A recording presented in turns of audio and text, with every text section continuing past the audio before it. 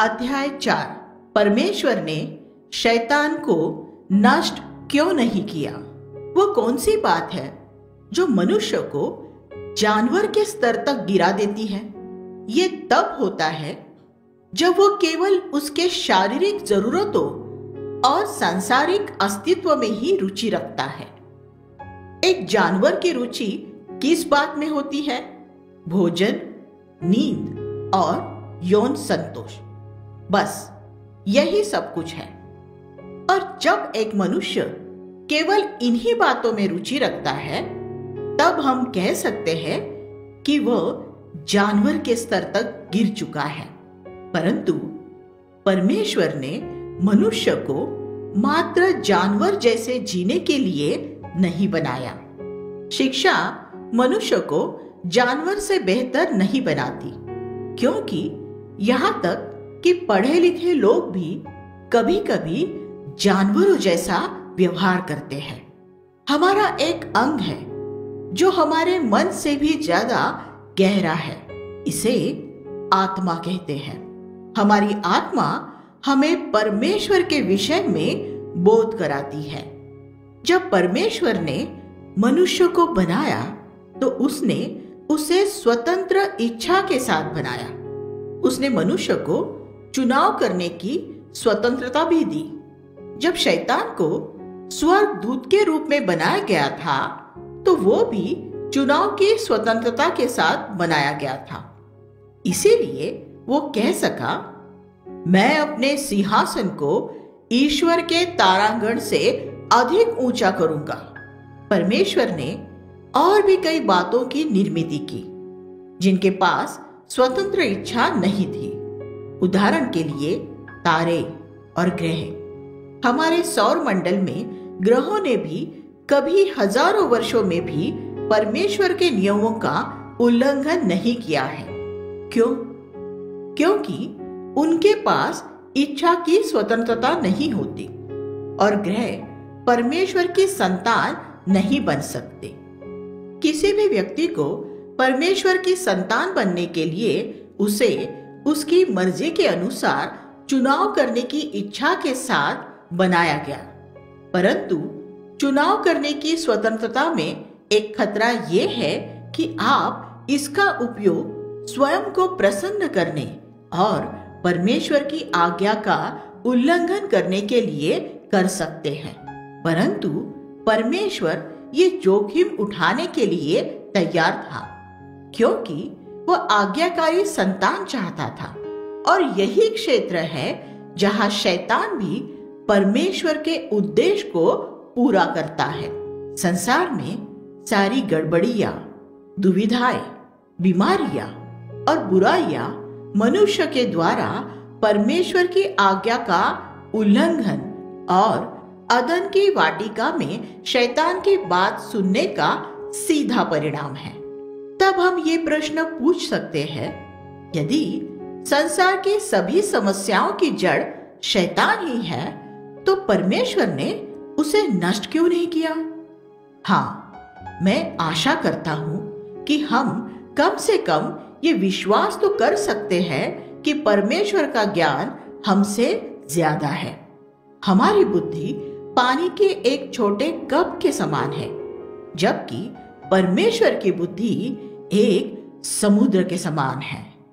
हम इस बात का निश्चय कर सकते हैं कि यदि परमेश्वर ने शैतान के अस्तित्व को और पृथ्वी पर क्रियाशील होने की अनुमति दी है, तो निश्चय ही इसके पीछे कोई अच्छा कारण भी होगा। वास्तव में शैतान की क्रियाओं के द्वारा परमेश्वर बहुत से कार्यों को करता है, इसीलिए उसने उसे अस्तित्व में रहने की अनुमति दी है। संसार में परमेश्वर शैतान को इतनी बुराइयां, नुकसान और क्लेश क्यों करने देता है? इसका एक कारण यह है कि लोग परमेश्वर की ओर फिरे। क्या आप इस बात को मानते हैं कि यदि पृथ्वी पर जीवन अति आरामदायक, रोग रहित होता, गरीबी न होती, मुसीबतें न होती, तो ईश्वर के विषय में शायद ही कोई सोचता। परमेश्वर जिस बात की अनुमति देता है उसके पीछे कोई ना कोई उद्देश्य होता है।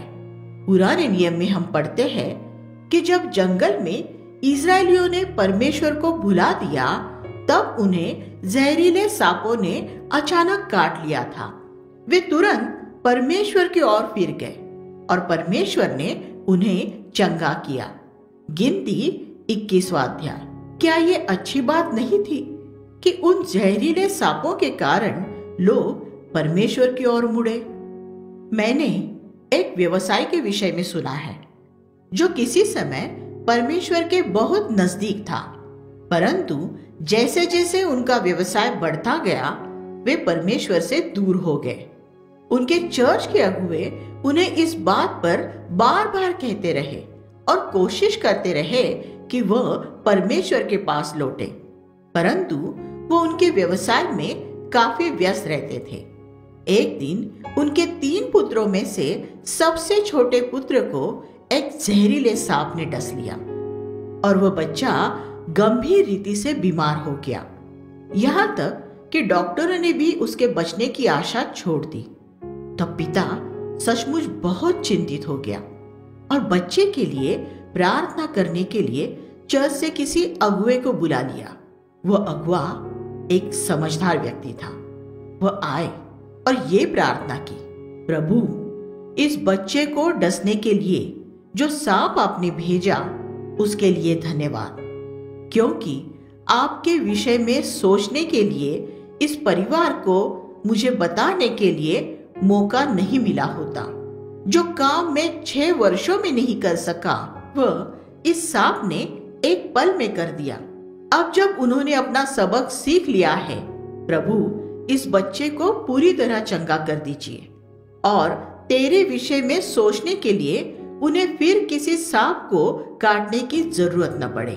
आमीन। ऐसे लोग हैं जो परमेश्वर के विषय में तब तक नहीं सोचते जब तक वो अचानक कैंसर से ग्रस्त होकर अस्पताल में नहीं भर्ती होते, और फिर वो अचानक परमेश्वर की ओर मुड़ जाते हैं और नया जन्म पा लेते हैं। ठीक न हो सकने वाली बीमारियां, रोग, गरीबी और कई अन्य बुराइयां जो इस संसार में पाई जाती हैं, लोगों को उनके पापों से फिराने और स्वर्ग में अनंतकालीन घर देने के लिए परमेश्वर द्वारा उपयोग में लाई जाती है।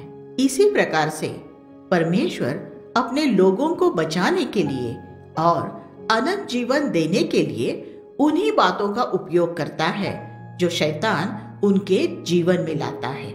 इस प्रकार परमेश्वर शैतान को बार बार मूर्ख ठहराता है। परमेश्वर हमें, जो उसकी संतान है, शुद्ध करने के लिए शैतान का उपयोग करता है। आग के उदाहरण को देखिए।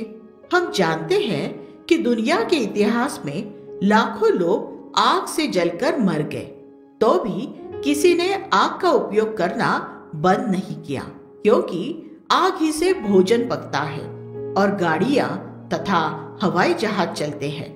आग से ही सोने को शुद्ध किया जाता है, और जो अन्य किसी वस्तु से नहीं किया जा सकता। इसीलिए आग का सदुपयोग भी किया जा सकता है। या बिजली के विषय में सोचिए, लाखों लोग बिजली के कारण मर गए। बिजली सचमुच खतरनाक है, फिर भी हम सब जानते हैं कि कई अच्छे उद्देश्यों के लिए उसका भी उपयोग किया जा सकता है। इसी प्रकार शैतान का भी उपयोग किया जाता है। जब आदम और हव्वा बनाए गए तब वे निर्दोष थे। यदि उन्हें पवित्र बने रहना था तो उन्हें एक चुनाव करना था, और चुनाव करने के लिए उनकी परीक्षा होनी थी, ताकि वे बुराई का इनकार करें और परमेश्वर का चुनाव करें। और यही कारण है कि परमेश्वर ने शैतान को अदन की वाटिका में आकर परीक्षा लेने दी। क्या आपको लगता है कि शैतान को अदन की वाटिका में प्रवेश करने से रोकना परमेश्वर के लिए कठिन था? बिल्कुल नहीं। परंतु बिना परीक्षा आदम पवित्र नहीं रह सकता था। वह हमेशा के लिए निर्दोष रह जाता था। निर्दोषता और पवित्रता में बहुत अंतर है। निर्दोषता या नादानी वो है जो आप एक बच्चे में देखते हैं। यदि आप ये जानना चाहते हैं कि सृजे जाने के समय आदम कैसा था, तो एक बच्चे को देखिए। सभी बुराइयों के विषय में नादान और निर्दोष। एक छोटा सा बच्चा नादान हो सकता है, परंतु पवित्र नहीं, सिद्ध नहीं हो सकता। सिद्ध होने के लिए उस बच्चे को विकसित होना पड़ेगा और बुराई का तिरस्कार करके परमेश्वर का चुनाव करना होगा। ये तब होता है जब हम अपने हृदय में लालच का इनकार करते हैं, ताकि हम चरित्र का विकास कर सके। आज आप जो कुछ भी है वो अभी तक आपके द्वारा किए गए चुनावों के कारण है। यदि आपके आसपास के लोग आपसे बेहतर है, तो वो इसलिए है कि उन्होंने अपने जीवन में आपसे बेहतर चुनाव किए थे। हम सब हर रोज चुनाव करते हैं और वे चुनाव ही ये निश्चित करते हैं कि आखिर में हम क्या बनने वाले हैं। हव्वा ने वाटिका में एक चुनाव किया। आखिर में उसके चुनाव करने के द्वारा वो वास्तव में ये कह रही थी, मैं अपने शारीरिक अभिलाषाओं को पूरा करना चाहती हूँ जो मुझे शैतान दे रहा है। परमेश्वर की आज्ञाएं जो परमेश्वर ने मुझ पर थोप रखी है, उस बंधन में रहने के बजाय मैं स्वतंत्र रहना चाहती हूँ। परंतु क्या वह स्वतंत्र हो गई? नहीं, वो शैतान की गुलाम बन गई। केवल परमेश्वर की आज्ञा ही हमें वास्तव में स्वतंत्र कर सकती है। उस दिन आदम और हव्वा ने वाटिका में एक महत्वपूर्ण निर्णय लिया, जिससे उन्हें और उनके संतानों को जीवन भर का परिणाम भुगतना पड़ा। सभी निर्णय परिणाम लाते हैं। कभी कभी ऐसे परिणाम जो दुर्भाग्यवश हमारे बच्चों को भी प्रभावित करते हैं। आदम के विषय में उसे और उसकी पत्नी को उनके बाकी जीवन भर के लिए परमेश्वर की उपस्थिति से बाहर भेज दिया गया। इसीलिए ये कल्पना न कीजिए कि वे छोटे निर्णय जो आप लेते हैं वो महत्वहीन हैं या उनके परिणाम आप भविष्य में नहीं पाएंगे, जिनके लिए आप आज बीज बो रहे हैं। परमेश्वर आपको जांच और परीक्षा से गुजरने देता है और इस उद्देश्य के लिए वह शैतान को स्वतंत्र और क्रियाशील रहने देता है। मैं आपको पुराने नियम की पुस्तक अय्यूब से एक उदाहरण देना चाहता हूँ। अय्यूब के अनुभव से हम शैतान के कार्यों के विषय में कुछ सीखते हैं। अय्यूब के पहले अध्याय में हम स्वर्ग में परमेश्वर और शैतान के बीच की बातचीत के विषय में पढ़ते हैं। अय्यूब 1:6 में हम पढ़ते हैं कि एक दिन परमेश्वर के पुत्र स्वर्गदूत परमेश्वर के सामने उपस्थित हुए। उनके बीच शैतान भी आया। परमेश्वर ने उससे पूछा, तू कहां से आ रहा है? अब शैतान के द्वारा दिए गए उत्तर को सुनिए। उसने कहा कि वो पृथ्वी पर कई स्थानों में घूमकर आया है। क्या आप जानते हैं कि शैतान पूरे संसार में क्रियाशील है और अभी इसी वक्त वो घूम फिर रहा है। कई लोगों का ऐसा विचार है कि शैतान नर्क में रहता है। यदि यही सच होता तो वो यहाँ पृथ्वी पर हमें तकलीफ पहुंचा ही नहीं सकता था। परंतु शैतान नर्क में नहीं रहता। बाइबल हमें सिखाती है कि 3 स्वर्ग है। प्रथम स्वर्ग वो है जिसे हम अंतरिक्ष कहते हैं। तीसरा स्वर्ग तुरंत परमेश्वर की उपस्थिति का स्थान है। दूसरा कुरिन्थियों 12:2। जब शैतान परमेश्वर की उपस्थिति से नीचे गिरा दिया गया था, उसे दूसरे स्वर्ग में गिराया गया था। इफिसियों 6:12। नर्क में नहीं, और दूसरे स्वर्ग से उसे पृथ्वी पर आने की स्वतंत्रता है। इसीलिए वह अदन की वाटिका में आ सका।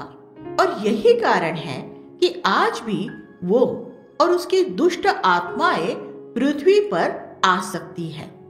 बाइबल हमें कहती है कि शैतान गरजने वाले एक सिंह के समान इस ताक में रहता है कि किसे फाड़ खाए। वो हमेशा से इस फिराक में रहता है कि जवानों को गलत चुनाव करने के लिए प्रेरित करे। वो उनके जीवन में प्रवेश करना चाहता है ताकि वो उनकी शुद्धता, ईमानदारी और सत्यनिष्ठा से उन्हें वंचित कर दे और इस प्रकार उनके चरित्र को नष्ट करके अंत में उन्हें अनंत काल के सर्वनाश के लिए अपने साथ ले जाए। इसीलिए शैतान पृथ्वी पर गरजता है और आप ये निश्चित रूप से जान सकते हैं कि शैतान हर किसी को देखता रहता है। वो आपको बचपन से देखते आया है और हर समय आपको बुराई करने तथा गलत चुनाव करने के लिए उकसाता रहता है ताकि अंत में वो आपका नाश कर सके। ये वही है जिसने आपको परीक्षाओं में नकल करने को उकसाया और आपके कानों में फुसलाया था, दूसरों के प्रति बदले की भावना रखना सिखाया, आपके माता पिता तथा शिक्षकों से झूठ बोलने को सिखाया, दूसरों की चीजें चोरी करने को सिखाया था और गंदी पुस्तकें पढ़ने को सिखाया था। अय्यूब के पहले अध्याय में हम आगे पढ़ते हैं कि तब परमेश्वर ने शैतान से कहा, क्या तूने मेरे दास अय्यूब पर ध्यान दिया है? क्योंकि उसके तुल्य खरा और सीधा और मेरा भय मानने वाला और बुराई से दूर रहने वाला मनुष्य और कोई नहीं है। बेशक शैतान अय्यूब के विषय में सब कुछ जानता था। वास्तव में अय्यूब शैतान के निशाने की सूची में पहले क्रमांक में था। इसीलिए शैतान ने ये उत्तर दिया, क्या अय्यूब परमेश्वर का भय बिना लाभ के मानता है? क्या तूने उसकी और उसके घर की और जो कुछ उसका है उसके चारों ओर बाड़ा नहीं बांधा? तूने तो उसके काम पर आशीष दी है और उसकी संपत्ति देश भर में फैल गई है। अय्यूब पहला अध्याय 8 से 10। यह सीखने हेतु हमारे लिए एक अद्भुत पाठ है। परमेश्वर उसकी संतानों के चारों ओर बाड़ा बांधता है, तिहरा बाड़ा, उनके शरीरों, उनके परिवारों और उनके संपत्ति के चारों तरफ। ये हमारे लिए आशीष की बात है कि उसकी संतान होने के नाते हमें तिहरी बाड़े के रूप में उसकी ईश्वरीय सुरक्षा प्राप्त है। नीति वचन 18:10 हमें बताती है कि यहोवा का नाम दृढ़ गढ़ है, धर्मी उसमें भागकर सब दुर्घटनाओं से बचता है। यीशु के नाम में बड़ी सुरक्षा है। शैतान किसी और नाम से नहीं परंतु यीशु के नाम से ही डरता है, जिसने उसे कलवरी पर हराया था। जब हमारा जीवन मसीह को समर्पित हो जाता है तो हम मसीह के नाम का उपयोग शैतान को रोकने के लिए कर सकते हैं। बाइबल कहती है, शैतान का सामना करो तो वो तुम्हारे सामने से भाग निकलेगा। अय्यूब की पुस्तक में हम आगे पढ़ते हैं कि परमेश्वर ने शैतान को अनुमति दी कि अय्यूब को उसके परिवार और उसकी संपत्ति को तकलीफ दे। दूसरे शब्दों में परमेश्वर ने हर बार हर बाड़े को थोड़ा सा खोल दिया ताकि अय्यूब की परीक्षा लेने के लिए शैतान को घुसने की अनुमति मिल सके। परमेश्वर ने ऐसा क्यों किया? ताकि अय्यूब सोने के जैसे ताया जा सके। अय्यूब 23:10। परीक्षा के अंत में हम पढ़ते हैं कि अय्यूब और अधिक नम्र तथा धर्मी व्यक्ति बन गया और उसकी अपनी स्वधार्मिकता उसमें से निकल गई। इसीलिए परमेश्वर हमारी भी परीक्षा होने देता है ताकि इन परीक्षाओं से हम और अधिक शुद्ध, नम्र और धर्मी बने, ज्यादा प्रेमी और दयालु बने, ज्यादा तरस खाने वाले, कम स्वधर्मी और यीशु के समान ज्यादा बन सके। इसलिए हम देखते हैं कि परमेश्वर की संतानों के पवित्रकरण में शैतान एक अत्यंत महत्वपूर्ण उद्देश्य को पूरा करता है। ये सब बातें हमें कम से कम 2 बातें सिखाती है।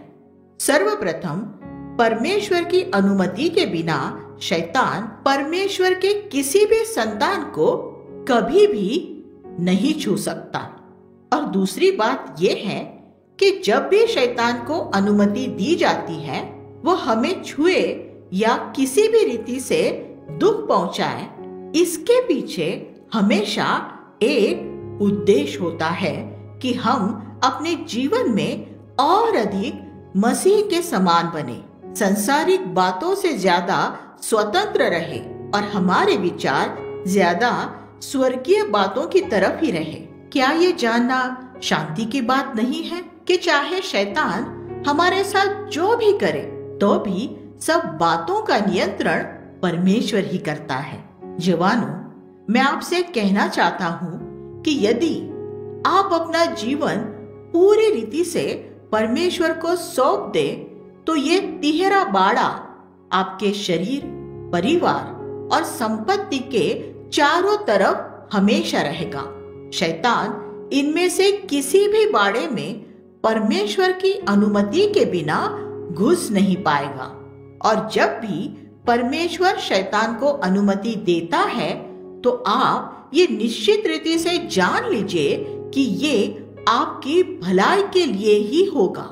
इस प्रकार हम देखते हैं कि बाइबल हमें शैतान और उसकी गतिविधियों के विषय में स्पष्ट शिक्षा देती है। हमें डराने के लिए नहीं, परंतु इसलिए कि शैतान के अस्तित्व को बने रहने देने के पीछे हम परमेश्वर के उद्देश्य को समझ पाए।